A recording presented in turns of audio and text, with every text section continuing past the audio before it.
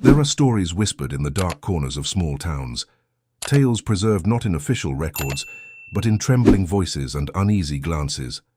Legends born not from imagination, but from shadows of truth. And among those unsettling accounts from America's forgotten past, few are as chilling as the story of the Harper Sisters.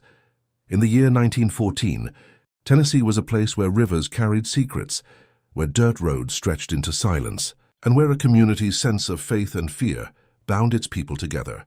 Farms flourished across the rolling hills, children chased each other beneath the shade of oak trees, and church bells dictated the rhythm of ordinary lives. But beneath this seemingly peaceful surface, there existed a quiet terror, a story people hesitated to tell even in hushed tones. A story about two sisters who some say didn't just live among fear. They fed on it. The Harper sisters were born into a time of transition. America was bracing itself for the ripple effects of a world at war. Railroads were carving through rural landscapes, and industrial towns were beginning to emerge. But the countryside of Tennessee remained stubbornly rooted in tradition, hard work, religion, and silence when it came to matters that defied explanation. And it was within this silence that the sisters' reputation would grow, turning them into figures of fascination, dread, and whispered curses. It is said that even as young girls, their presence unsettled those around them. Margaret, the elder, carried herself with a sharpness in her gaze, as though she could see further into a person's heart than they wished to reveal. Eliza, the younger, was quieter, softer in her manner, yet her silence often struck others more deeply than any words could. Wherever they went, unease followed like an invisible cloud refusing to dissipate. Neighbors would later whisper that their very presence seemed to feed off the discomfort of others, as though they drew vitality from the fear they provoked. People often try to rationalize peculiar behavior in children. They'll say, oh, they're just strange, they'll grow out of it, or they're different but harmless. And for a time, that's exactly how the community of Greene County coped with the Harper girls.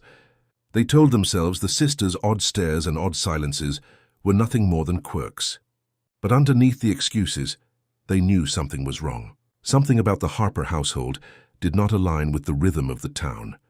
The Harpers lived on the outskirts, in a weather-beaten farmhouse with peeling white paint and shutters that always seemed closed even in bright daylight.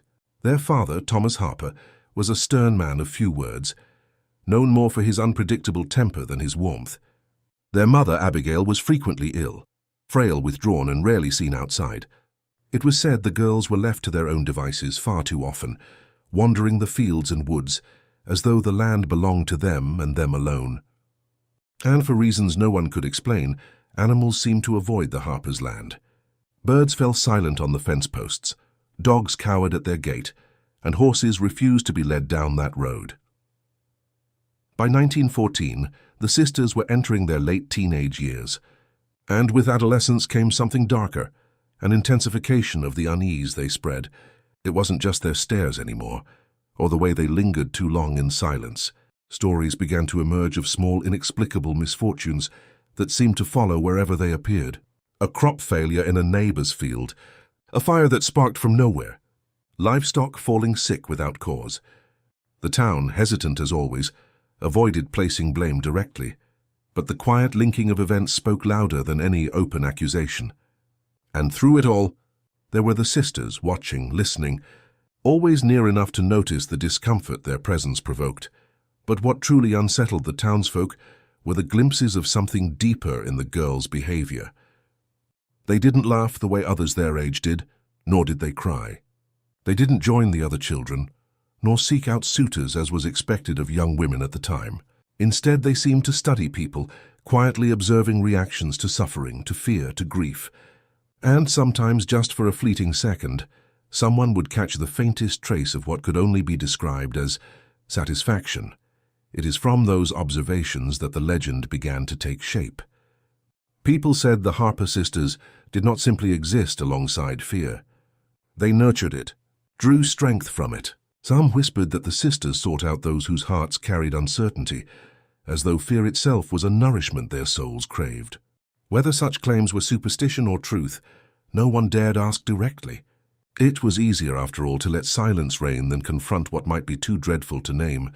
But silence does not last forever. Not in small towns, not in places where whispers ripple through the fabric of everyday life. And soon enough, events would push the community past silence and into suspicion, then into terror. It began with disappearances. At first, they were small, almost insignificant on the surface. A farmhand who didn't come home, a traveling salesman who was never seen again after passing through town. In 1914, disappearances in rural America were not uncommon. Accidents, foul play, or simply the unknown dangers of travel in such times. Yet, as the missing names slowly accumulated, one detail gnawed at the hearts of Greene County's people. Many of the missing were last seen passing near, or speaking with, the Harper Sisters. Coincidence, perhaps. But to those who had already seen shadows in the girl's behavior, it was no coincidence at all. Fear spread. Whispers turned into quiet warnings, and children were cautioned to stay away from the Harper's land. But fear, once it takes root, has a way of growing into something that controls not only the present but also the future. And in 1914, that fear was about to ripple outward, attaching itself to every corner of the Harper sisters' lives, until the line between truth and legend would blur forever. The story of the Harper sisters is not about monsters in the night, nor about spirits or demons. It is about flesh and blood daughters who lived in flesh and blood Tennessee, yet carried with them something that made their neighbors tremble. This is a story about fear, how it spreads, how it consumes, and perhaps how it sustains. And in the year that marked the height of their legend, 1914, Tennessee would never look at the Harper sisters the same way again. Fear, once it takes hold, rarely stays confined. It grows, it spreads, and in a small community such as Greene County, Tennessee, fear traveled fast. By the early summer of 1914, whispers about the Harper sisters had shifted into something louder, something no longer hidden among neighbors, but muttered in church pews, on front porches, and in hushed gatherings after services. Folks might not have dared speak their suspicions directly to Thomas Harper or his daughters. But the collective unease was now too heavy to conceal. Every legend requires a spark, some event that transforms unease into conviction. For the Harper sisters, that spark came with the disappearance of Samuel Pritchard, a local farmhand employed just a mile from the Harper property. Samuel was young, only 21, strong, and well liked by the townsfolk. He was a dependable worker, often seen in the early dawn driving cattle or fixing fences. His absence was noticed immediately. On the 10th day of June, Samuel was sent to deliver a cart of tools that needed repair to the blacksmith in town. He never arrived. His horse returned hours later dragging the empty cart, reins frayed as though torn in a struggle. Search parties were organized, combing fields, riversides, and every trackable trail miles in each direction. Yet Samuel was never found. Had it been only Samuel, perhaps people might have spoken of bandits or of an accident, tragic but explainable. But what unsettled the minds of Greene County was the last reported sighting. An elderly widow swore she had seen Samuel earlier that afternoon, on the dirt path that led past the Harper farm. She recalled seeing him slow his horse, tipping his hat respectfully toward two figures standing by the fence. Margaret and Eliza Harper. That was the last moment Samuel Pritchard had ever been seen. The widow's words were never published in any local paper. They were too fragile, too dangerous.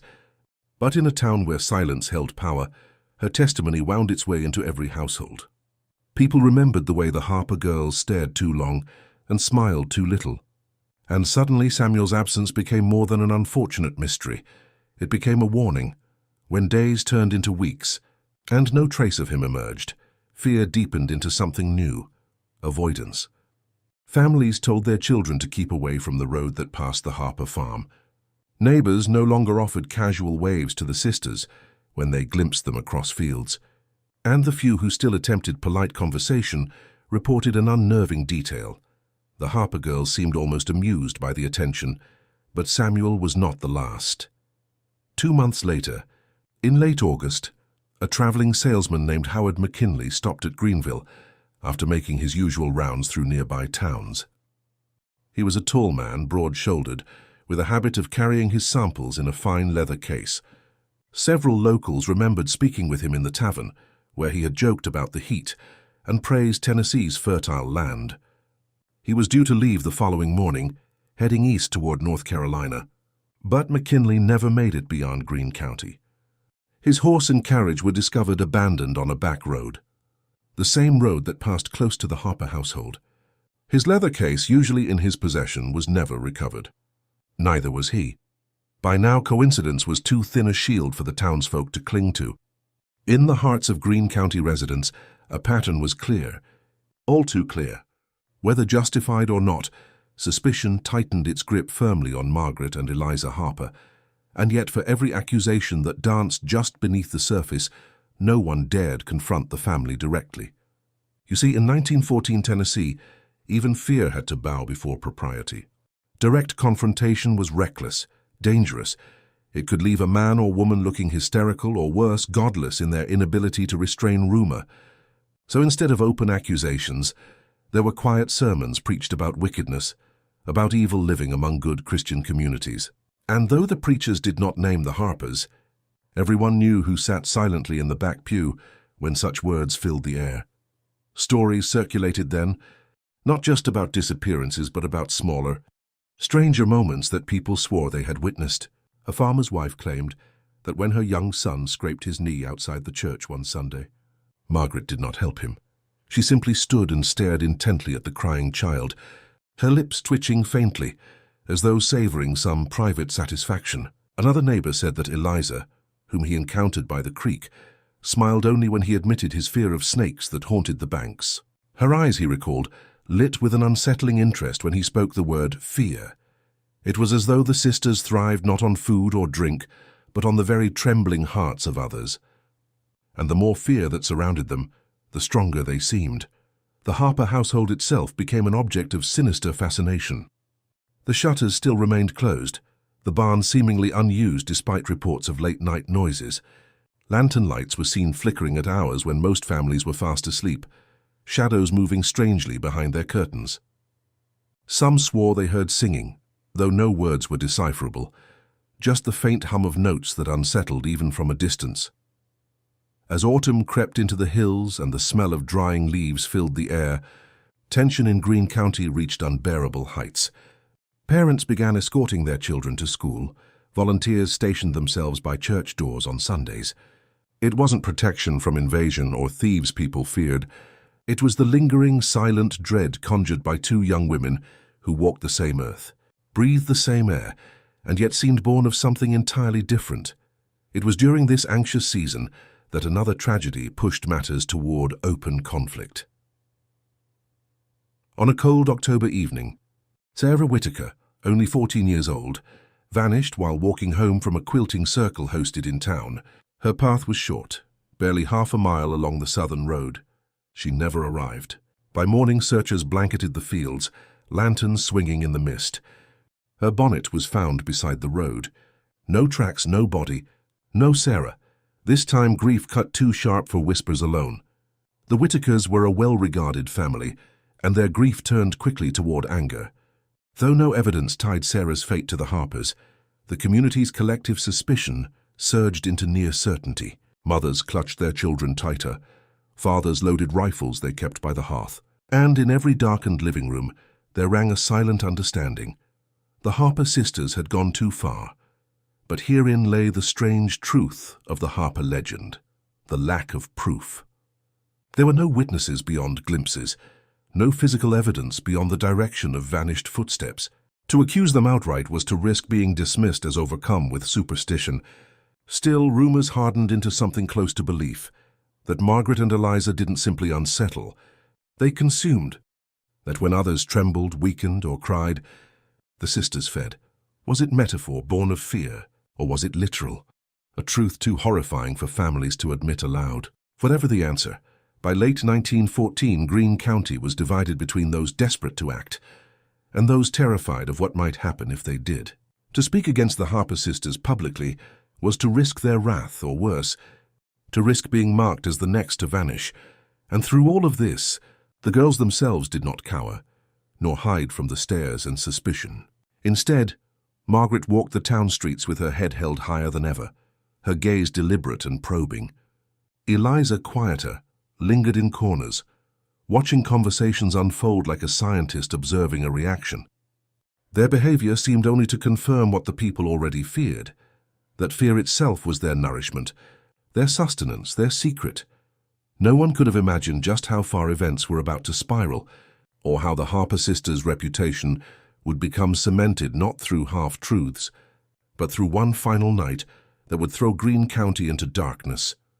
For on the horizon, beyond the vanishing of Samuel, Howard and young Sarah, there waited a gathering storm, a moment when silence, suspicion and fear would combust into violence, forever engraving the name Harper into Tennessee's macabre folklore. And so the town waited.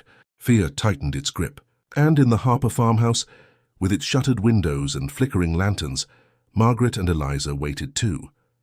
For what, no one yet knew. But the answer would come, and Greene County would never forget. By late autumn of 1914, the air in Greene County carried not just the biting chill of approaching winter, but also the tense silence of a community waiting for something inevitable. Rumors no longer trembled in the corners. They weighed upon every conversation, gnawed at the prayers of the faithful, and shadowed even the moments of joy that should have united families in those cold evenings. The Harper sisters, though never openly accused, had become ghosts in their own town, their very presence stirring dread, their absences stirring suspicion. To the people of Greene County, the way Margaret and Eliza carried themselves seemed almost like defiance. And perhaps even worse, it felt like mockery. The Whitaker family's grief over young Sarah's disappearance had shifted the balance in Greene County. Samuel Pritchard's absence had sparked suspicion, and Howard McKinley's disappearance had planted fear. But Sarah's loss ignited anger. Her child was different. A child, innocent and blameless, could not be swallowed by silence without leaving behind rage that could not be contained. For the first time, the men of the community began to talk openly of gathering, of demanding answers, though no one used words like confrontation or violence. They didn't have to. The meaning was understood. It began with hushed meetings after Sunday services, when the church halls emptied and men lingered outside beneath the barren trees. It echoed in the tavern, where whiskey loosened tongues and allowed braver words to surface. "If the law won't come, we'll do what the law's too blind to see," some muttered in the dim light. Even the sheriff, old Henry Blackwell, seemed uneasy when his name was drawn into these conversations. He was a man who valued order above all else, but order itself was disintegrating under the weight of rumor. Still, for every man who wanted action, there were others who whispered caution. Some feared that striking at the Harper family without proof would be a sin, an injustice that might damn them all. Others, though they would never dare admit it aloud, feared something deeper, that to act against the sisters was to place themselves in their direct gaze. And in that gaze, who knew what weakness the Harpers might find? Who knew what they might take? While the town wrestled with its conscience, the Harper household seemed unchanged. The shutters stayed drawn. The lanterns still glowed faintly through the night. Neighbors claimed they saw the sisters walking the perimeter of their land long after midnight, their outlines visible against the pale autumn moon. One farmer swore he heard low laughter carried on the wind, soft and unsettling, though when he mentioned it in town, no one asked him to repeat his claim. Thomas Harper, the father, had grown more reclusive, avoiding the tavern entirely, his rare appearances in town marked by silence and averted eyes. Abigail Harper, the mother, was seen even less. When she did appear hunched and pale, her presence only fueled speculation that she was fading beneath the weight of whatever darkness her daughters carried. Some wondered aloud if Abigail herself feared them. Some even questioned whether she was being kept alive against her will inside that looming house. What no one could know was how life unfolded behind those shuttered windows. Did Margaret and Eliza sit silently in darkened rooms, watching the flicker of their lanterns, savoring the fear that swelled outside their walls? Or did they laugh, mocking the people of Greene County while preparing for what might come next? The truth, like so much else about the Harper sisters, was lost to silence. Yet rumors moved like smoke, impossible to contain. A boy claimed he had seen Eliza kneeling near the creek before dawn, her hands resting flat in the icy water, as though feeling for something beneath the current. By the time he had gathered the courage to approach, she stood suddenly, her face pale, her dress soaked at the hem. She did not speak, merely turned her head and stared until the boy ran. Another tale came from an elderly farmer who swore he stumbled upon Margaret in the woods, watching from behind a tree while two children played nearby. When confronted, she said nothing. She only smiled, and without a word walked deeper into the forest until the shadows swallowed her. The stories varied, as legends often do. Yet in every telling, in every detail, there was one consistency. The Harper sisters appeared always where fear was already present, or where fear would soon follow. The breaking point arrived in November, on a night when frost glazed the earth and the sky stretched with sharp, bright stars. A small group of men gathered in the back room of Green's Mercantile, a place usually reserved for tallying accounts. That night, it became the chamber for something far heavier. There were 7 of them altogether, farmers, fathers, men who had buried friends and feared for their own children. They spoke quietly but with conviction. Samuel Pritchard, Howard McKinley, Sarah Whitaker. Their names hung over the room like the toll of a church bell. They talked of searching the Harper property, of demanding answers, of pressing Thomas Harper to explain what none of them could understand. They spoke of rifles and lanterns, of the sheriff's likely refusal to join them. And though no man explicitly spoke the word lynching, it lingered there, unspoken but present, in the air between one man's clenched fist and another's worried shake of the head. One man, Elias Turner, voiced the fear they all shared. If we wait any longer, it won't just be neighbors or strangers gone. It'll be our own blood. But another, Nathaniel Crowe, countered with the dread that bound them just as tightly. If we go to that house and we're wrong, we'll carry that sin to the grave, and so will our children. The Lord don't forgive murder built on suspicion. The meeting ended in silence. No final decision, no binding agreement, just the shared knowledge that something had to give, and soon. The very next morning, as though answering the men's secret gathering, the Harper sisters appeared in town together. Margaret and Eliza walked side by side down the main street, their dresses neatly pressed, their steps deliberate. People watched from storefronts, from across fences and porches. Few spoke. Margaret's gaze swept along the faces of those who dared look, her expression unreadable, but her presence heavier, almost regal in its defiance. Eliza kept her eyes lower, though she smiled faintly, a smile not of friendliness but of someone listening to thoughts that had not been spoken. They bought flour, sugar, oil, and kerosene, mundane supplies that should have dispelled suspicion, but instead only deepened it. For the town wondered, why did a family of 4 need such quantities, when no bread smoke ever rose from their chimney, when no meals were ever shared beyond their own shuttered home? The Harper sisters said little, but as they left the mercantile, Margaret paused at the door. She turned her head slowly, surveying the gathered townsfolk, and said in a voice steady and clear, "You talk too much of fear. Be careful, or it will consume more than you realize." Then she walked into the crisp morning air. Eliza followed, her faint smile lingering as though to seal the warning. That moment, the sisters' open words, spoken without shame or secrecy, spread through Greene County like wildfire. It was no longer only about fear, no longer about mystery. It was a challenge, a spoken acknowledgement of power, of awareness of their place within the town's darkest suspicions. To some, it was proof enough that the sisters were dangerous. To others, it was simply confirmation that the family no longer cared what people whispered. Either way, the balance tipped further toward confrontation.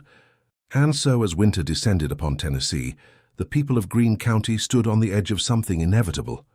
Tension like a storm cloud gathered above their heads, waiting for lightning to strike. The Harper sisters, whether guilty or not, had become the center of a legend now too large to contain. And in legends, once fear takes full shape, it does not vanish quietly. It erupts, it destroys, and it leaves scars that linger far longer than truth itself. The question was no longer if Greene County would act, but when. The first frost of winter clung to the fields of Greene County as December took hold. Smoke curled from chimneys, families gathered around their hearths, and the hum of preparation for the harsh months ahead filled the town. Yet beneath this season of necessity, the people lived in dread.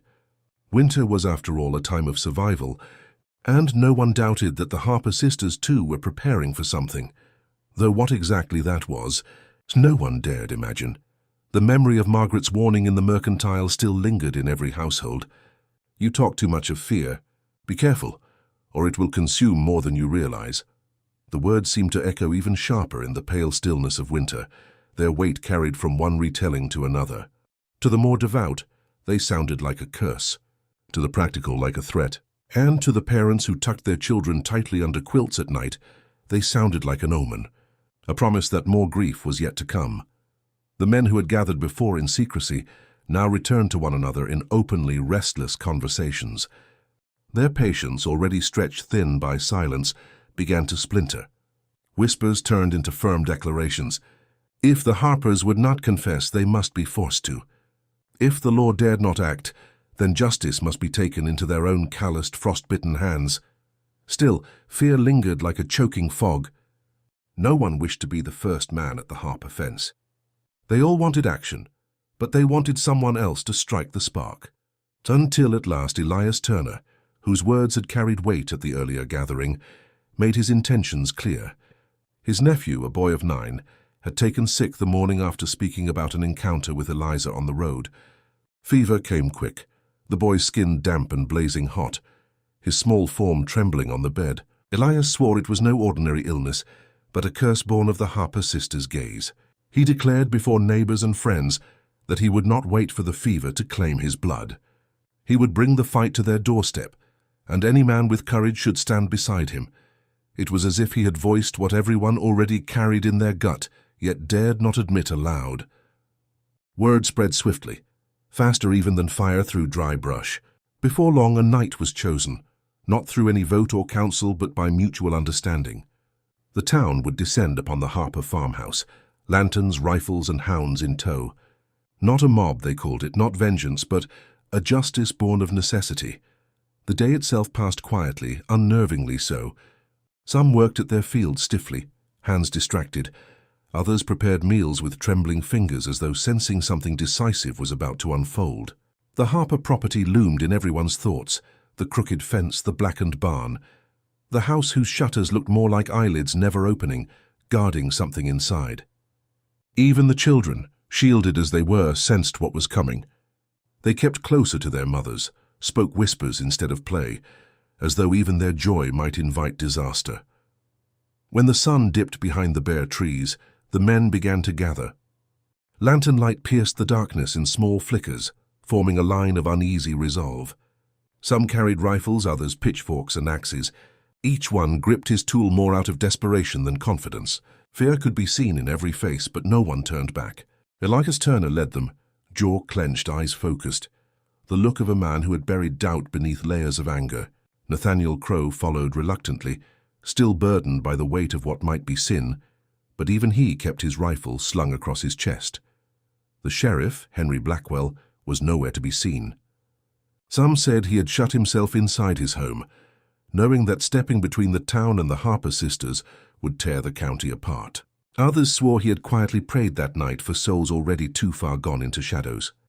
The march toward the Harper farmhouse was long and silent, the crunch of boots in frost and the sigh of breath into clouded air the only sound. Even the dogs seemed unnaturally quiet, tails low, ears pressed back, as though sensing what kind of place they were about to approach.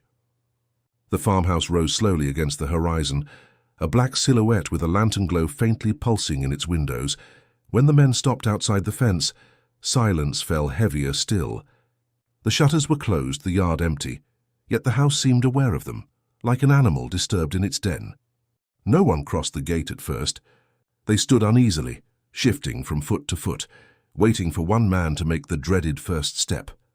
At last, Elias Turner lifted his lantern high and strode forward, his boots crunching across the frozen dirt. The rest, bound by fear and pride, followed. At the porch he banged the butt of his rifle against the door, the sound echoing through the night. "Thomas Harper, come out and answer for your kin," he shouted. His voice cracked, but the anger beneath it held. For several long moments no answer came, only the whine of the winter wind through bare branches. Then, slow and deliberate, the door opened. It was not Thomas Harper who greeted them, nor Abigail, but Margaret herself. She stood in the doorway, a lantern in her hand, her hair tied neatly, her gaze cutting through the gathered men. Behind her, Eliza appeared, leaning against the frame, a faint smile tugging at her lips as though this gathering amused her more than frightened her. Neither sister seemed surprised. Neither asked why the men had come. "Where is your father?" Elias demanded, though his voice no longer carried the same conviction. Margaret tilted her head, her eyes scanning each face in the crowd before returning to him. "He is where he should be," she answered coldly. "As are we." The words were nothing more than fact, but their tone held weight, the kind that pressed down upon the men like unseen hands. Elias tightened his grip on the rifle. "You'll answer tonight for what you've done. For Samuel Pritchard, for Howard McKinley, for Sarah Whitaker." He choked on the last name, the grief of that family heavy on every heart present. At this, Eliza laughed softly. It was not cruel, not mocking in the loud way of girls who gossip, but lighter, almost delighted, as though the naming of the victims confirmed something they already knew. It was a sound that crawled into the men's minds and made their nerves tremble. Margaret did not laugh. She raised the lantern higher, her eyes glowing faintly in the reflection. "Fear has brought you here," she said. Her voice carried across the yard, steady and unbroken. "It makes you brave in numbers, but alone it has broken each of you before. Now you come together, thinking it will save you. But you do not see what fear has already taken." Her words silenced them in a way no rifle shot ever could. Men glanced at each other, shifting uneasily, each one remembering a moment of weakness, of doubt, of terror they dared not confess. And in the stillness, many swore later that the air itself seemed thinner, as though the sisters were drinking it from their lungs. Elias tried to speak again, but his words faltered. The truth was that none of them had proof. None of them had seen the sisters commit the deeds they were accused of. All they truly had was their fear, and in that moment it felt as if they had delivered it straight into the Harper sisters' hands. The standoff stretched, the night holding its breath.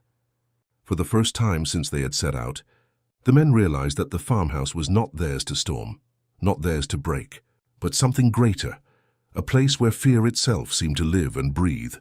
No violence came that night. No fire was lit, no shot rang into the shutters. The men, rattled but unwilling to show it, turned back slowly, leaving the sisters framed in their doorway, watching them retreat. Some said Margaret lowered her lantern only once they were gone, while Eliza's laughter followed them faintly through the trees. The march back into town was silent, heavier than the one that had led them there. No man spoke, for each carried a weight he could not put into words.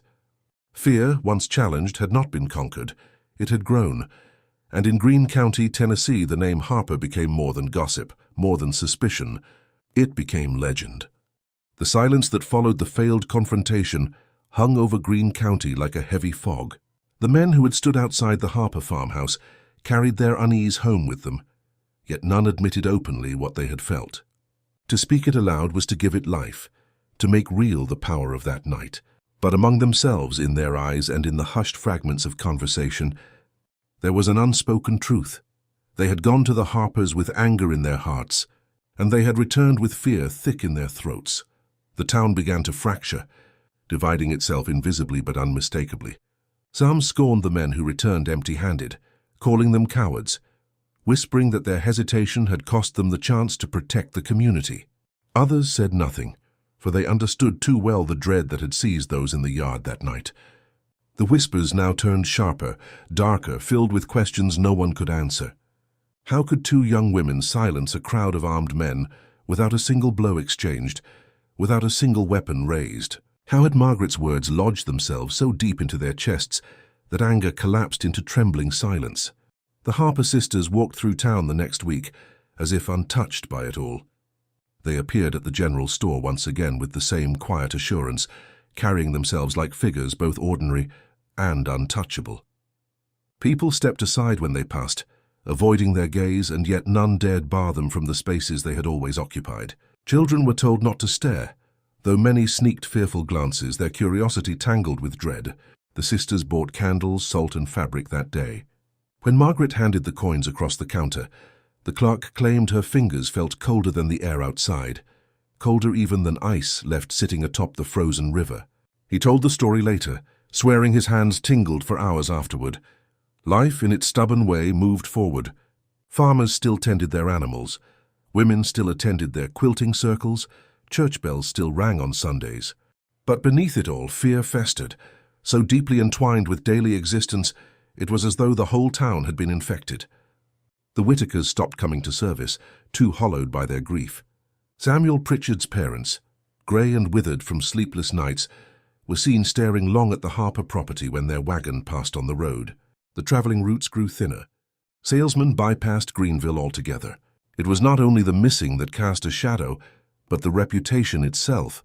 Fear had narrowed the world of the town, pressing everyone into tighter silence and smaller routines. Then came the tragedy that would finally break Greene County's fragile restraint. It was midwinter, a January night so bitterly cold that frost feathered across every window, and the breath of horses rose in white clouds against the black. The Whitakers' youngest boy, Thomas, only 8 years old, disappeared from his bed. The window of his room was found open, the snow at the sill undisturbed except for a set of faint impressions leading outward. Too shallow to be clear footprints, but enough to suggest someone or something had passed. His blanket was draped near the threshold as though tugged behind. The family's frantic cries carried into the night until the whole neighborhood became aware. Neighbors lit lanterns, joined the search, combed the nearby fields and creek. Hours passed. Cold gnawed through coats, but no trace of Thomas was found. By dawn, the town was in uproar. Searching parties moved farther into the countryside, driven not only by grief, but by a growing need to prove what they already feared. Thomas Whitaker had been taken. And though there was no sighting to confirm it, no tracks leading directly across the property, suspicion clung to one place, one house, one family. The Harper Sisters. This time hesitation did not hold. Where before the men had faltered, now grief and fury surged beyond reason. The cry for action spread quickly, sharper in tone, unmistakable in meaning. Mothers pressed their children close, fathers armed themselves, and all the while the cold wind howled through the county like an omen. By afternoon another crowd had formed. Many were the same men who had marched once before, but this time there were more of them. Some too young, some too old, each face etched with rage that blotted out fear. Elias Turner stood among them again, his nephew pale but recovering at home. Nathaniel Crow, though still carrying guilt, carried his rifle too. The sheriff once more was absent. It was as though he had vanished into his own silence, unwilling or unable to shoulder a storm that had been gathering for months. As night fell, the men moved again toward the Harper farmhouse. But this time the scene was different. There was less quiet determination, more raw noise. Voices rose in anger. Boots struck heavier against frozen ground. Lanterns swung wildly in the dark. They were no longer sneaking under cover of fear. They came like an army, righteous in anger, desperate in determination. Women and children watched from afar, silhouettes framed against flickering lights, their breaths clouding in fear of what would come.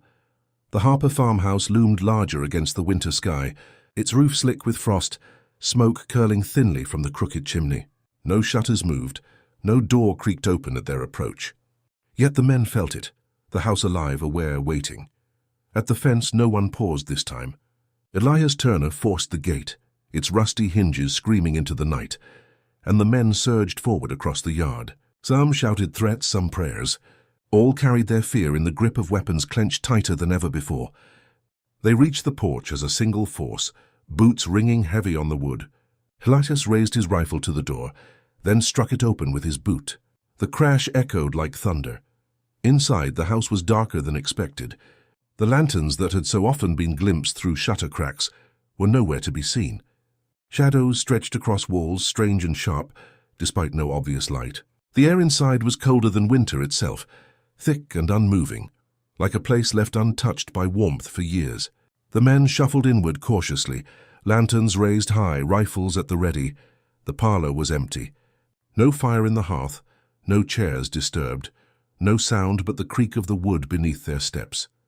They moved deeper, calling names, each echo more mocking than the last. Margaret, Eliza, Thomas Harper, Abigail. Their voices bounced off walls that seemed unwilling to give them back. Finally, on the staircase, a figure appeared. It was Margaret, standing motionless, her dress neat, her face calm. The same calm that had unnerved them at the doorway weeks earlier. In her hand she held no lantern this time, no weapon. Only her gaze, unblinking, steady as stone. Eliza emerged slowly behind her, both hands resting lightly on the railing, her faint smile curling at the men's intrusion. Neither sister spoke, but their silence spoke louder than any cry. What happened in that house would never be told with clarity. Every man who left it alive later gave a different account. Some swore they saw shadows move independently of the lanterns, stretching longer than the walls allowed. Others claimed their rifles grew too heavy to lift. Their arms weakened as if strength itself had been drained from them. A few insisted they heard whispers in voices they recognized, the voices of Samuel Pritchard, of Howard McKinley, of Sarah Whitaker, though no one could agree on the words. What all accounts shared was this: the Harper sisters did not run, did not scream, did not plead. They stood steadfast as the men trembled around them, their presence itself more terrifying than any violence could have been. And into that silence, a fear settled so absolute that even the angriest among them felt his courage rot away inside. When the crowd stumbled back into the yard, some swore the sisters had not moved at all, still watching from the staircase. Others claimed Margaret had spoken one line that seared into their memory: "Fear belongs to us, and you have brought more than enough." By dawn, the farmhouse stood untouched. No torch had been thrown, no blood spilled, despite all the fury that had marched there the night before. The men returned hollow, ashamed, and yet too terrified to speak of what had truly held them back.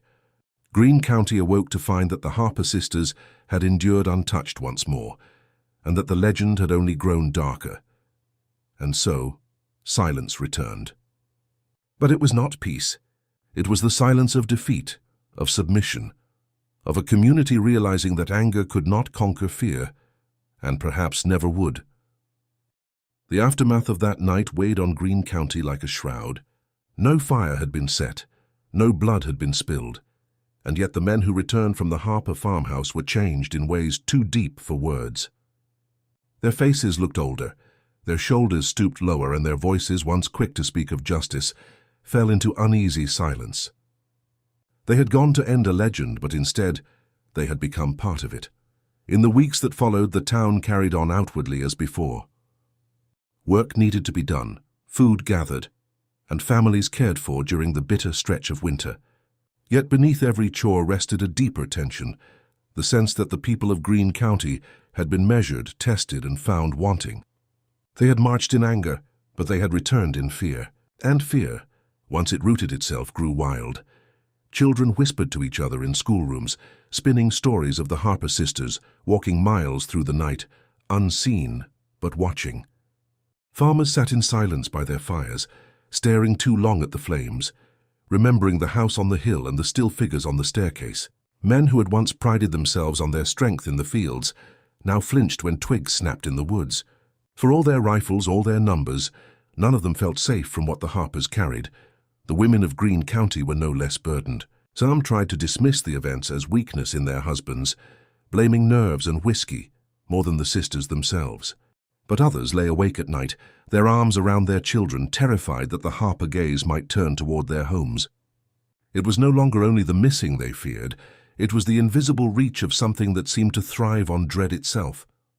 And on the quietest nights, when the wind rattled shutters and snow tapped against the glass, many swore they could hear laughter carried faintly from the direction of the Harper land.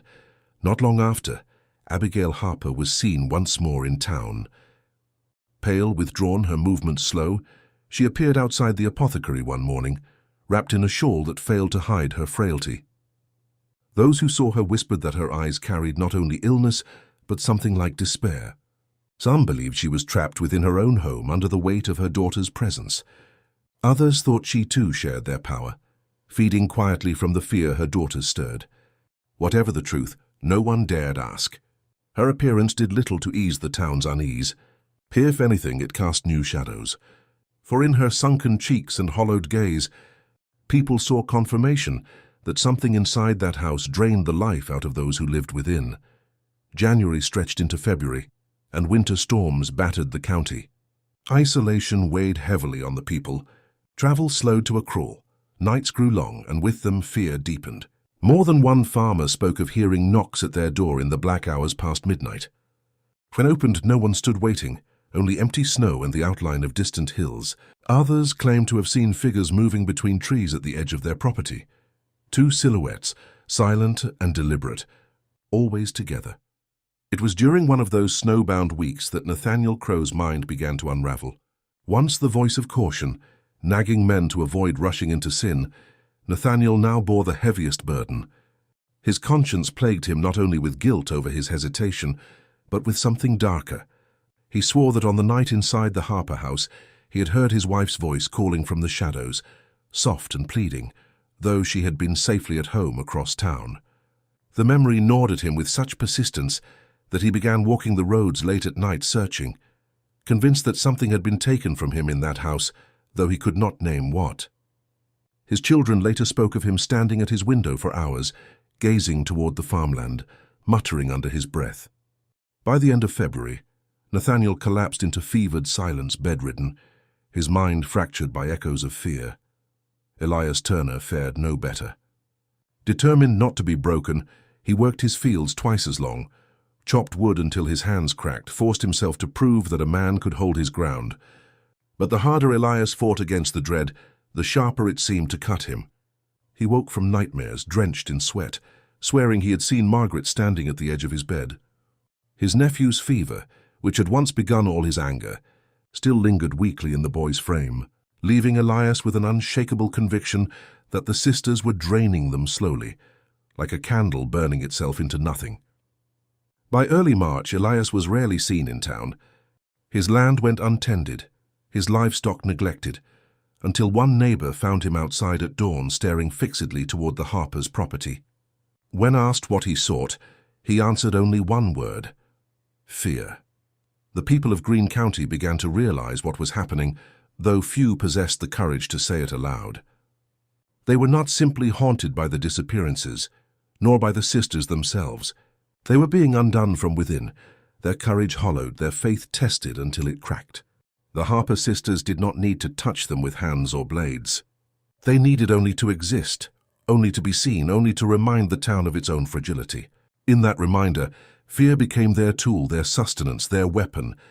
By the time spring neared, Greene County was not the same place it had been a year earlier. Still the church stood with bells ringing faithfully. Still children walked to school with books tied in straps. Still fields promised planting, but something unseen lingered in all of it. Neighbors no longer trusted one another fully, suspicious glances replacing once friendly smiles. Families whispered at night of leaving, of pushing westward into unknown towns where no one knew the name Harper. But there too lay the fear. If the sisters thrived on fear itself, what was to stop them from following, from reaching beyond county lines into the hearts of anyone who fled? And what unsettled the people most was that Margaret and Eliza seemed to grow stronger, as Greene County withered. Their faces, once pale and quiet, now carried composure sharper than ever. Margaret walked taller, her gaze cutting deeper, while Eliza's smiles now lingered longer, as though she could hear the very pulse of dread in each person she passed. They were no longer odd girls from the edges of town. They had become pillars of a story too large to escape, symbols of the fear that now defined the community. Some said in quietest moments that if death had come for them, it would have been a mercy. That perhaps the only way to end what had taken root was for the sisters to vanish as suddenly as Sarah Whitaker, Samuel Pritchard, and the young boy Thomas. But the Harper sisters had not vanished. They endured. And in their endurance, the legend grew darker still. By mid-spring, Greene County bore not just one story of fear, but many. Each night brought new rumors, each month new cracks in its people. And though men still carried rifles and locked their doors, inside themselves they began to admit what none could bear in public, that fear itself had become their master, and in feeding it, the Harper sisters had claimed them all. By the time spring came to Tennessee in 1914, Greene County was no longer the town it had once been. The trees blossomed with pale flowers, the grass pushed green through the thaw, and yet in the midst of renewal there lingered a deep unease. The people lived as though under a spell of constant watch, their joy muted, their voices quieter. Even laughter, when it came, was restrained, cut short by the memory of who might be listening, of who might be watching. It was as though the very air had been thinned, drawn away by something that fed just beyond their reach. Margaret and Eliza Harper still walked the narrow streets, still appeared with their father on rare errands, and still carried with them that same stillness that turned heads and silenced voices. If anything, their presence had grown heavier with time. The longer the town remained bound by them, the more powerful the sisters seemed to become. Margaret now looked less like a peculiar young woman and more like a figure who owned every space she stepped into. Eliza's eyes, soft and quiet, now lingered longer upon those around her, often leaving people troubled for days after catching her gaze. The townsfolk, worn down by months of tension, began to reach desperation. Elias Turner, once strong in body and voice, was now a hollowed man, speaking more to shadows than to neighbors. Nathaniel Crow, confined to his bed, muttered endlessly about whispers he could not silence. And in every home that had faced sorrow, people began to admit, if only to themselves, that Greene County was dying, not by famine, not by war, but by suffocation under fear. It was the Whitakers who broke the silence first. Having lost Sarah and now Thomas, though his body was never found, the family no longer cared for caution or restraint. Thomas Whitaker, the father, raised his voice in the church one Sunday morning, commanding attention from the pulpit itself, even as the preacher fell silent. His words rang loud, desperate and furious. "We are living in fear because we allow it. Every day we wait, every day we whisper, we feed them. No more. No more will my family suffer while this town cowers." The congregation erupted, cries of agreement and mutters of dissent filling the air, until the pews hummed with chaos. But that declaration, bold and unshaken, marked a new beginning. People were no longer satisfied with restrained suspicions. The Harper Sisters had become a living curse, and curses in the minds of Greene County could not be reasoned with. They had to be purged. Another gathering was called, larger than before. This time, it was not tucked away in the back of a mercantile or whispered in corners. It was open on the steps of the courthouse, where nearly the whole town gathered. Women clutched children close, men carried rifles openly, and even boys barely of age held pitchforks or axes. The town's decision had been made not by logic, but by survival. The Harpers must be confronted once and for all. Not everyone agreed. The preacher, voice trembling, warned that violence would only condemn them further, that wrath was no way to banish fear. But his words fell hollow against the pounding of anger in men's hearts. They had buried enough children, mourned enough neighbors, and lived too long in silence. Action, they told themselves, was their only salvation. On the evening of May 3rd, Greene County moved as one body toward the Harper land. This was no small band, no secret march of hesitant men. This was the town itself, faces hard, lanterns blazing, rifles gleaming in the twilight. Women walked among them too, not all armed but present, their eyes resolute, refusing to be left behind again. Children were left behind with the elderly, instructed to bolt the doors, keep the lamps lit, and pray until dawn. The approach to the farmhouse was like the march of an army, the glow of lanterns spreading across the fields, the sound of boots heavy and unrelenting upon the road. Yet even as their numbers swelled, unease clung to them. The dogs pulled back on their leashes, whimpering. The horses balked and refused to step closer toward the bent fence line. Some men whispered prayers under their breath, gripping charms or small crosses to steady their nerves. When they reached the yard, the house was waiting. Every window shutter sealed tight, the roof shadowing pale light from the fading sky. The silence around it was unnatural. Not a bird, not an insect, not even the rustle of wind stirred the edges of the fields. The house stood as though sealed within its own vacuum, untouched by the spring night around it. At the porch, Thomas Whitaker himself stepped out before the crowd, his face gaunt, fire blazing in his exhausted eyes. "We end this tonight," he declared, and lifted the rifle in his hands. He pounded on the door once, twice, before driving it open with the butt of his weapon. The crowd surged forward, spilling into the darkened threshold, filling the house with shouts, with the clatter of boots, with fear sharpened into rage. Lanterns swung wildly, their glow revealing walls coated in smoke stains, furniture untouched by use, and the stench of mildew that seemed to cling to everything. The cold inside was sharper than anything the outside air carried, colder even than deepest winter, though spring bloomed outside. Then they appeared. Margaret stood at the far end of the parlor, framed by the flickering glow of lantern light. Her posture was calm, perfect, as though she had expected them, perhaps even invited them. Eliza emerged slowly by her side, her faint smile now cracked into something sharper, something that resembled pity more than amusement. Neither spoke, but their eyes traveled the room, touching every soul inside with unnerving precision, like a hand pressing down upon the heart. The crowd wavered, caught between the fury that had brought them and the weight that froze them now. Men who had shouted curses outside fell to silence, mouths dry. Women who had come prepared to strip the house with fire found their torches trembling in their hands. And still the sisters watched, unmoving. Then Margaret spoke, her voice clear and steady, carrying easily over the noise. "You brought your fear with you." Her words hung in the air, felt more than heard. "And you think it gives you strength?" "But it is ours. Always ours." The parlor seemed to grow darker, though lanterns still burned. Some swore shadows stretched unnaturally, spilling long across the floor like reaching fingers. Others swore they heard voices speak from the walls, voices of the missing, though no mouths moved among the living. Whatever they saw, whatever they felt, it broke them. Some dropped their weapons, some fell to their knees, some stumbled backward, clutching their heads as though drowning in thoughts not their own. Thomas Whitaker, shaking with fury, raised his rifle at Margaret.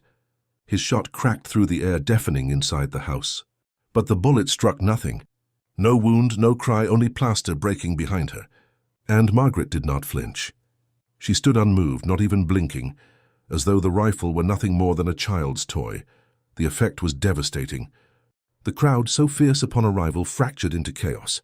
Panic overruled anger. Men scrambled for the door, stumbling into one another, lanterns dropping, spilling oil on the wooden floor. Women dragged their kin out with desperate hands.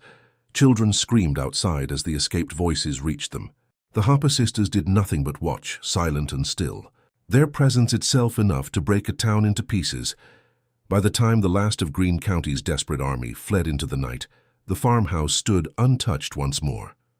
No fire consumed it, no shot scarred its walls beyond plaster, no hand had laid strike against its inhabitants. The people had come with anger, and once again, they had left with nothing but fear, and when the townsfolk looked back from the safety of the road, they swore they saw the sisters standing in the doorway, Margaret tall and silent, Eliza smiling faintly at the chaos that had just unfolded. The house flickered with faint lantern light as though alive, and the town realized that Greene County had lost its battle. From that moment forward, the Harper sisters no longer needed to defend themselves. For Greene County, in its failure, had given them something far greater, a legend that would endure long after the men, the women, and the children of that place were gone. After that night, Greene County was never the same. The people had marched together, certain that their numbers, their fury, and their righteousness would overpower whatever darkness lingered in the Harper land. Yet they had returned in disarray, their anger scattered like dust in the wind, their pride shattered.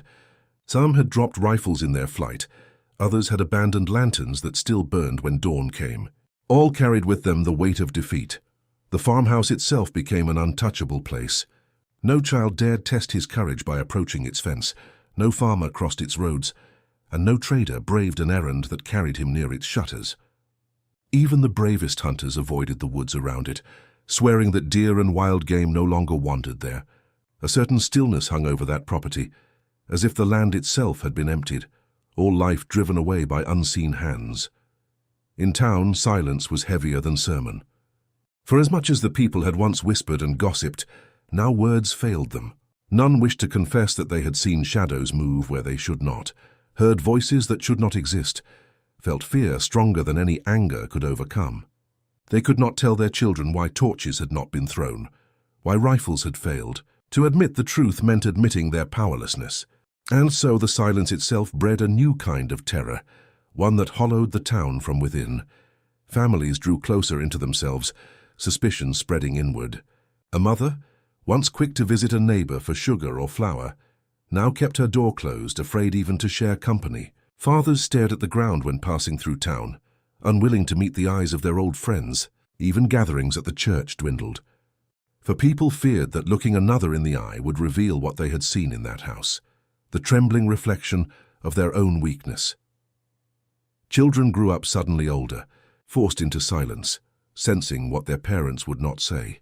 They too whispered of the Harper sisters, not as girls who lived in the county, but as figures larger than life, creatures of story who fed upon the very breath of Greenville. Fear became a kind of inheritance, passed down in looks and in silence, but the sisters themselves did not hide. Margaret and Eliza walked as they always had, appearing in town with quiet composure, their steps measured, their eyes unflinching. If anything, they seemed even more certain of their standing. Margaret's gaze struck deeper into the souls of those who dared pass her by, a gaze that made even strong men falter. Eliza's faint smile, stretched thinner now, seemed to carry a private amusement no one could name. They bought the same supplies as always: flour, salt, kerosene, though still no smoke rose from their chimney. Still no farm work was ever seen upon their land. And with each appearance the town's silence deepened. The Harper sisters, unchallenged and unchanged, had won simply by surviving. It was then that smaller tragedies began to fester, almost overlooked because the town had grown numb to grief. A cow found dead without cause in a frost-covered yard. A child waking nightly with screams he could never describe. A woman found wandering the edge of the woods at dawn, unable to recall how she had left her bed. Each incident bore no proof, yet each was tied by whispered logic back to the sisters. And every time the fear they provoked grew thicker, like ivy crawling across the walls of the county. Choking out the last of faith and reason, Elias Turner, once the loudest in his anger, was found one morning by his neighbor, slumped in a chair near his barn. His eyes were open, fixed toward the distant Harper property, but no breath left his chest. No wound marked his body, no illness had plagued him. It was as though his life had slowly been drained, leaving only an empty shell behind. His funeral was quiet. The prayers rushed, the mourners subdued. Many believed his heart had given way, though others whispered that the Harper sisters had finally claimed the last strength from a man who had dared stand against them. The Whitakers, too, crumbled under the weight of what they had lost. The parents, aged beyond their years, no longer showed themselves in town. Their home became shuttered, its yard unattended, their fields turning wild. Neighbors said they would hear weeping through the night, rising like prayers uncollected by heaven. And though sympathy remained, sorrow curdled also into anger. Families began to ask what use it was to pray, to labor, to hope, if all roads led back to the same shadow. It was in that bitterness, in that hollow fury, that Greene County began to turn upon itself. Men accused neighbors of cowardice. Women accused one another of fueling gossip. Children quarreled more violently than before. Hunger, exhaustion, silence, these had become the weapons of fear. The Harper sisters did not need to lift a hand. They had set a fire once, and it now spread freely, unchecked. By summer of 1914, the county was dying in spirit. Families packed wagons in quiet haste, seeking refuge in distant towns, abandoning homes that had been theirs all their lives. Each departure hollowed the place further, each empty house a testament to the hold of the Harpers. The town streets grew quieter, its gatherings thinner, until Greenville looked less like a living community and more like a shell, abandoned and waiting for grass to reclaim it, and yet the Harper sisters remained. Their father, Thomas, appeared only rarely, his figure bent and silent, as though burdened by knowledge too heavy to share. Abigail, worn thinner with each season, was seen only once that summer, standing just behind a shutter as people passed. The sisters themselves showed no change of health, no withering from age or worry. They seemed untouched by the despair surrounding them. Untouched, perhaps even strengthened. The legend spread beyond Greene County then, carried by traders and travelers who spoke of a cursed town, of sisters who fed on fear itself. Some claimed they visited only once and never returned. Others said they avoided Tennessee entirely, refusing to cross near the ridge where Greenville rested. Local preachers in neighboring towns included the story in their sermons, warning their congregations of sin and darkness. Yet though many feared the tale, few dared seek the truth directly. For to see Margaret and Eliza with one's own eyes was a burden no stranger wished to carry. So the town collapsed inward. Windows stayed dark. Paths grew over with weeds. Silence seeped even into daylight. And all the while the Harper farmhouse stood as it had always stood, shuttered, still watching. By autumn's turn, many began to believe Greenville would vanish entirely, its people scattered, its homes abandoned, its fields useless. The Harper sisters, they said in hushed tones, had claimed more than neighbors. They had consumed the whole of Greene County, its soul, its hope, its very will to fight, and there was no one left who dared stand. Yet one night would still come, one final act, when the suffering boiled into desperation too sharp to contain. For even under the weight of fear, a people cannot sink endlessly. They will break or they will lash out. And Greene County was not yet finished with its story. Not while the Harper Sisters walked its roads and cast their shadows through its silence. The collapse had reached its deepest point. Soon everything would converge in one last unforgettable night. By the close of 1914, what remained of Greene County no longer resembled a thriving town, but rather a hollow carcass of its former self. The shops stood half empty, their shelves thin. The tavern echoed with fewer voices than ever, and whole families had packed their wagons and vanished down the roads, leaving behind houses like shells abandoned by fleeing creatures. Where once the town had lived by the rhythm of church bells and the chatter of neighbors, now it lived under the shadow of silence. And yet, silence could not last forever. A town cannot wither under fear alone without some final breaking point. What happened next did not come from strength or righteous unity. It came from desperation so raw that it no longer cared for consequence. It began with another disappearance. A boy named Henry Caldwell, only 12, vanished one October evening while running an errand to deliver milk across town. His mother waited at the door for hours, calling his name as the lantern ran low, but the boy never appeared. By morning his hat was found caught in the fence along the road near the Harper boundary. Nothing else. No tracks, no trail, no sign of struggle. Just absence. The town's grief would have been unbearable on its own, but grief was no longer new to Greene County. What made this different was that the Caldwell family refused to quietly submit to fear. In raw anguish, Henry's father stormed into town, demanding action. His fists pounding against the courthouse doors, his voice carrying across the square. "If we allow another child to be taken, we deserve the curse that's upon us," he cried. His rage cracked through the silence that had bound the people too long. Unlike before, hesitation faltered. The anger struck fresh, and others too could no longer endure. Farmers, broken and gaunt from worry, raised their rifles once more. Mothers carried torches, their eyes burning not just with grief but with fury hammered hard by loss. Those who remained in Greene County were already ruined in spirit. Therefore there was nothing left to lose, and so as the autumn wind screamed across the hills, the people gathered once more, not to confront with words, not to demand with questions, but to end. This time, the fear that had crippled them no longer mattered. For beyond fear, there was nothing left but rage, and rage is a fire that does not bow.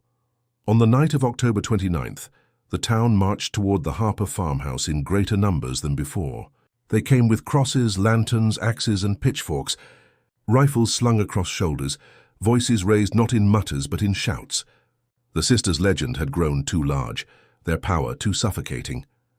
This was not about proof anymore. This was about survival.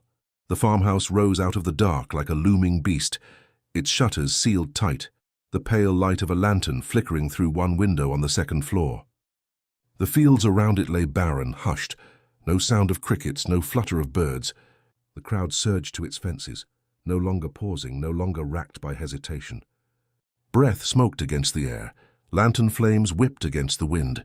They crossed the yard as one. No man stood back. No woman faltered. Their cries grew louder, their anger burning. At the porch, Thomas Caldwell himself hurled the first torch, shattering the quiet of the night. Flames licked against the wood, sputtering in the damp air, crawling hungrily along the planks. Shouts followed, more torches thrown, fire blooming against the farmhouse exterior. For the first time, Greene County struck first, striking not at shadows, not at whispers, but at wood and walls. But then the door opened, slowly, calmly. Standing there was Margaret Harper, the glow of flames painting her face in an orange hue, her eyes reflecting not fear, not even anger, but certainty. Eliza appeared just behind her, her smile wider than ever before, curling upward as if the scene before them was one they had awaited all along. The fire crackled. The mob screamed, but both sisters stood utterly still. Margaret stepped forward onto the porch, and her voice rang out above the wind and the crackle of flame. "Do you still not see? Fear is all you are, and you bring us more and more." The words broke through the mob like a knife, but this time rage was too heavy to be swallowed whole. Caldwell shouted back, voice breaking, "You'll take no more of our children," and raised his rifle. Others joined in, crying loud, voices raw, built not on courage but on desperation. Shots rang again through the night, rifles firing into the sisters standing before them. But as before, there was no scream, no cry, no collapse. The sisters did not fall. Lantern light flickered and bent, shadows stretched unnaturally across the yard, and a coldness swept through the crowd, sharper than the October wind. Those closest to the porch felt it first, the sudden weakness in their arms, the tightness in their chests, the sensation of air itself being pulled from their lungs. Torches dropped, rifles clattered, cries warped into silence. Eliza's laughter cut through it all, not loud, not brash, but soft, melodic, like the chime of a bell, yet twisted. It carried across the yard, climbing into the ears of every soul, weaving itself into their terror. Margaret did not laugh. She only stood firm, her gaze surveying the mass of people, the weight of their fear feeding her, filling her, making her presence larger than life. Some tried to flee, stumbling backward into the fields, only to collapse upon the dirt, as though their very strength had been drained mid-stride. Others swung their weapons aimlessly, striking at shadows that retreated before impact. The fire, their one weapon of choice, burned only wood, climbing but failing to consume the house entirely. The farmhouse seemed to stand defiant against it, its boards glowing but not giving way, as though protected by something thicker than timber. In the chaos, a few swore they heard voices woven into the wind, voices of the lost. Samuel Pritchard calling for help, Sarah Whitaker weeping, young Thomas whispering their names. Whether it was truth or madness, no one could agree. But the weight of it broke whatever resolve remained. The mob that had arrived united quickly collapsed into fragments, desperate souls scrambling into the dark. Abandoning rifles, torches, and even kin, the night fell into chaos, fear ricocheting through the fields, panic scattering voices into the night. By dawn, the Harper farmhouse still stood. Its walls bore blackened scars from torches, its porch scattered with dropped weapons and churned mud, but still it endured. The sisters, unseen by morning, were rumored to have watched from the windows as the mob retreated. Some swore they saw Margaret lit by pale lantern glow, Eliza smiling faintly as though savoring every last ounce of terror. Greene County, broken and humiliated, never rose again. This second failure crushed them in a way no other blow could. Families left quickly in the weeks that followed, wagons groaning under what little they salvaged, their faces gaunt, eyes shadowed. The few who stayed lived in silence, their voices whispers even in daylight, too tired to resist, too fearful to fight. And the Harper sisters remained. Their house, scarred yet standing, still overlooked the fields. Their presence, unshaken, untouchable, grew only stronger. They had claimed the town's courage and with it its spirit. Greene County had tried to rid itself of its fear by fire and steel, but instead it only deepened it, turning defeat into legacy. The Harper sisters did not need to lift a hand. They had not chased, they had not struck, they had not slain, they had simply endured, standing as figures of fear, drawing strength from every attempt to defy them. By the end of 1914, their name was no longer just a whisper in Greene County. It had become a legend of Tennessee itself, a tale told beyond borders of the county, spreading across the land, sharpened into folklore filled with dread. And still, the farmhouse stood. By the winter of 1914, Greene County had become a place ghosted by its own silence. The second attempt to destroy the Harper sisters had broken whatever will remained in the hearts of its people. Families, already weary from seasons of dread, sold their livestock, packed their wagons, and vanished down the dusty roads one by one. The main street that once clamored with voices and wagons now echoed with emptiness, storefronts shuttered, windows coated in dust. By the turn of the year, Greenville was less a community than a graveyard of abandoned houses, each standing hollow, broken by time and fear. But the Harper farmhouse remained untouched. Through frost and thaw, through nights of heavy wind that rattled the shutters of every other home, their house stood steady on the ridge, its lantern light flickering faint in the windows like a heartbeat that would not cease. Some passing traders swore they could see figures moving behind those shutters, still pacing at night, still watching. Some claimed they heard laughter, when none should have been awake, carried strangely clear across fields by the wind. None lingered long on those roads. Those who remained behind in Greene County were changed forever. A handful of families too poor to leave clung to their lands, but their lives resembled neither their past nor their neighbors. They lived behind locked doors, kept to themselves, and walked quickly along roads as though each step carried unseen eyes upon them. The church bells no longer rang. The tavern never reopened, and even children who should have played in the meadows grew solemn and reserved. The Harper sisters had stolen more than breath or blood. They had stolen joy, courage, and the very rhythm of ordinary life. The fate of the survivors became legend as well. Elias Turner lay in his grave, said to have died staring toward Harper Land. Nathaniel Crow withered in his bed, his mind lost to whispers until he passed silently that winter. The Whitakers, once defiant, vanished from their home without announcement. Some claimed they fled in the night, others that they simply became one more disappearance tied to the sisters.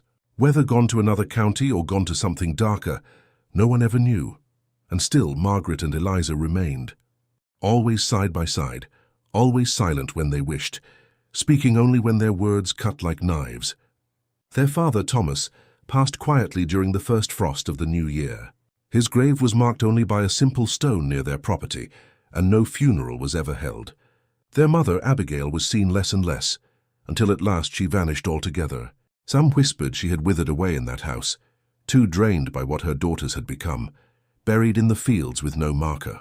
Others believed she had fled, though if she had, she left no trace. Whether by death or disappearance, the parents of the Harper sisters faded, leaving only Margaret and Eliza behind in that farmhouse. More present than ever, the story of Greene County spread far beyond the land it consumed. Travelers carried whispers of a cursed place in Tennessee, of sisters who fed not on food, but on fear itself.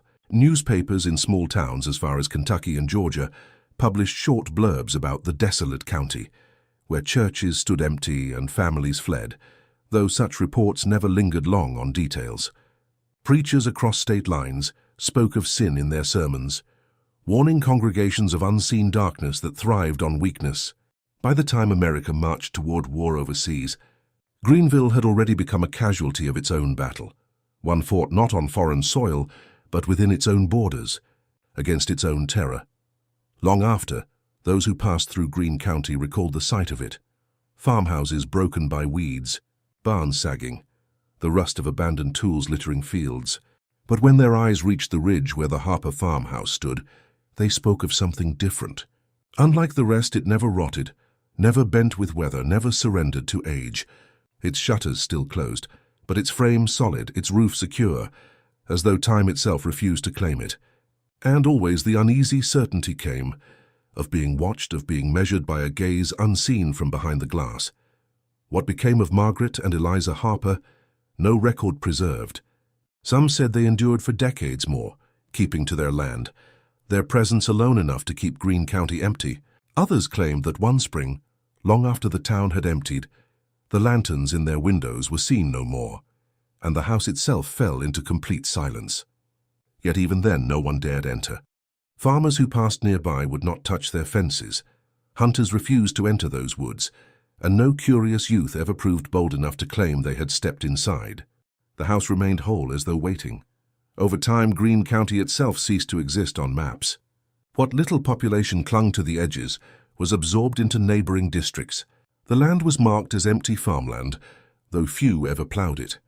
Nature returned to much of it, choking the abandoned homes in vines, turning paths into thickets, burying the memory of a place once alive. But the legend lived on. In taverns of other towns, in the kitchens of distant counties, people told the story of the Harper sisters, two daughters who walked among the living, but grew strong upon the dread in men's hearts. Parents invoked their names to keep children close at night, warning them that wandering too far from home would invite eyes that fed on fear. Travelers repeated the tale to pass the time on dark roads. Sometimes the sisters became villains born of sin, sometimes victims of their father's cruelty or their mother's illness, sometimes avenging figures wielding the weakness of others against them. The details shifted, but at the center remained the same: Margaret and Eliza Harper, whose silence was heavier than words, whose gaze hollowed out the soul, whose laughter broke men more surely than weapons. Was it truth? Was it merely the exaggeration of superstition around disappearances and personal tragedy? Those who sought to dismiss the story pointed out that no evidence was ever found, no bodies recovered, no crime proven. Perhaps, they argued, it was nothing more than gossip that rotted into legend. Yet others, with eyes steady and voices low, insisted that they had seen the house, felt the stillness, heard the echoes of fear that lingered in the very air. And in that insistence, the legend held its power. By the time generations had passed, Greene County was remembered less for its farms and its people, and more for the story of two sisters in a shuttered farmhouse, who outlasted bullets, fire, and rage, because what they fed upon could never be destroyed. Fear itself could never be buried, and wherever fear endured, their story would persist. Even now, over a century later, travelers in Tennessee sometimes glance uneasily toward forgotten ridges, toward shuttered houses, toward places unmarked on maps. Some swear they feel eyes upon them, though no figure stands nearby. Some claim to hear faint laughter in the wind, like the echo of a voice not meant to be carried. Few stop to look deeper. Fewer still would ever dare knock. And so the Harper sisters live on. Not in flesh, perhaps, not in bone, but in story, in terror, in the weight that presses upon hearts in the dark. Margaret and Eliza were not slain by mobs. They were not driven from their home. They endured. And in enduring, they became more than women, more than daughters. They became legend. The macabre legend of the Harper sisters remains one of Tennessee's darkest inheritances, a reminder that fear, once sown, never truly dies. It lingers, it feeds, it waits, and sometimes it wears the face of those we least expect, young, quiet, familiar, yet carrying something untouchable, something eternal. And though Greene County is gone, the memory of Margaret and Eliza Harper endures, whispered in dark rooms, shared on cold nights, carried endlessly forward. For legends such as theirs do not require witnesses. They require only fear. Every family hides secrets, some so dark they should never see the light of day. Here, we open the doors to those shadowed pasts, uncovering hidden crimes, silent pacts, and stories that echo like ghosts through the halls of memory. If you've made it this far, it means you also carry that forbidden curiosity. So don't hesitate. Subscribe to the channel now, turn on the bell, and follow our next revelations. Because every day, new secrets emerge, and only those who dare to face the truth remain to hear them.